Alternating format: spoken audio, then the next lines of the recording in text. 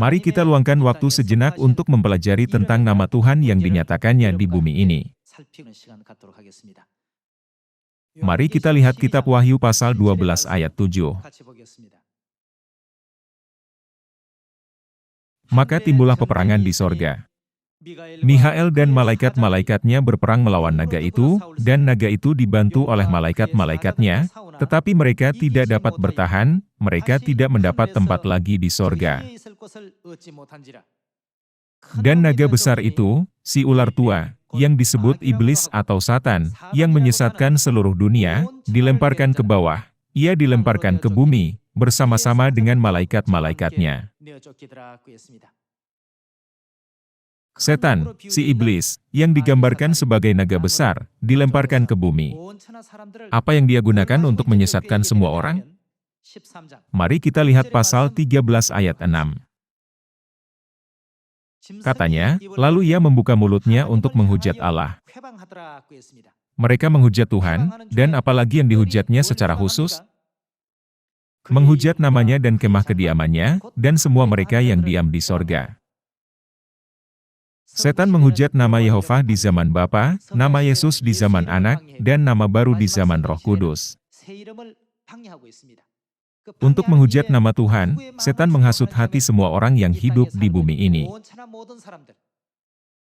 Mari kita lihat adegan di mana dia menggoda orang-orang untuk menentang nama Tuhan di zaman Bapa.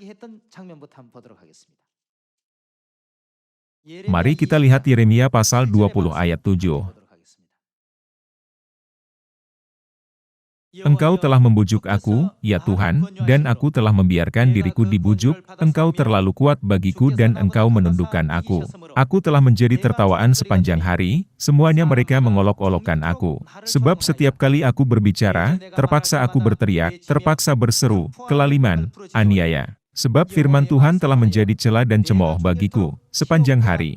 Tetapi apabila aku berpikir, aku tidak mau mengingat dia dan tidak mau mengucapkan firman lagi demi namanya, maka dalam hatiku ada sesuatu yang seperti api yang menyala-nyala, terkurung dalam tulang-tulangku, aku berlelah-lelah untuk menahannya, tetapi aku tidak sanggup.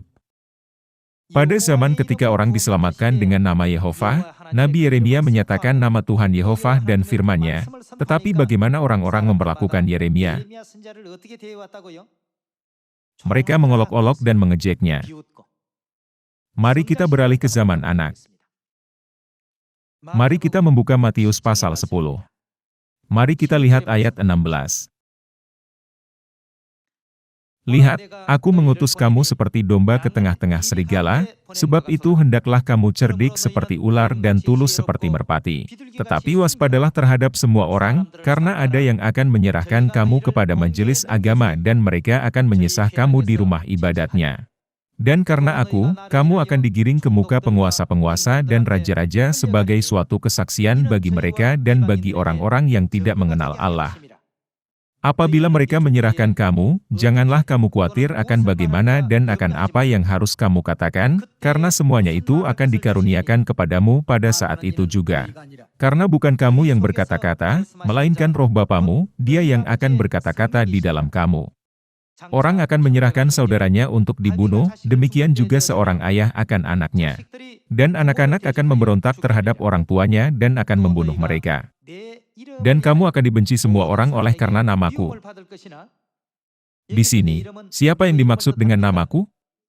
Ada tertulis bahwa kamu akan dibenci semua orang karena nama Yesus. Mari kita lihat satu ayat lagi dalam kitab 2 Korintus pasal 4. Mari kita lihat pasal 4 ayat 3. Jika Injil yang kami beritakan masih tertutup juga, maka ia tertutup untuk mereka yang akan binasa, yaitu orang-orang yang tidak percaya, yang pikirannya telah dibutakan oleh ilah zaman ini. Siapakah ilah zaman ini? Ialah si iblis. Sehingga mereka tidak melihat cahaya Injil tentang kemuliaan Kristus. Inilah sebabnya mengapa di zaman Bapa, para nabi yang memberitakan nama Yehova dianiaya. Di zaman Anak, para nabi Injil yang memberitakan nama Yesus dianiaya. Di zaman Roh Kudus, mereka yang memberitakan nama baru Kristus Ansahong akan dianiaya dan ditindas. Untuk alasan ini, Yesus mengatakan tentang itu kepada kita dalam kitab Yohanes pasal 1. Mari kita lihat ayat 10 bersama-sama. Ia telah ada di dalam dunia dan dunia dijadikan olehnya, tetapi dunia tidak mengenalnya. Ia datang kepada milik kepunyaannya, tetapi orang-orang kepunyaannya itu tidak menerimanya. Tetapi semua orang yang menerimanya diberinya kuasa supaya menjadi anak-anak Allah, yaitu mereka yang percaya dalam apa? Namanya. Semua orang yang percaya dalam namanya akan diberi kuasa, supaya menjadi apa? Menjadi anak Tuhan. Tidak seorang pun selain anak-anaknya yang dapat percaya dalam namanya. Alkitab berkata, bahwa tetapi semua orang yang menerimanya diberinya kuasa supaya menjadi anak-anak Allah, yaitu mereka yang percaya dalam namanya, orang-orang yang diperanakan bukan dari darah atau dari daging, bukan pula secara jasmani oleh keinginan seorang laki-laki, melainkan dari Allah. Mereka yang percaya dalam namanya adalah anak-anaknya, dan semua orang lain yang bukan anaknya pasti menghalangi dan menghujat namanya. Karena itu, kita dapat dengan jelas memahami betapa berharganya percaya kepada namanya dan menerimanya dengan benar, dalam iman kita kepada Tuhan.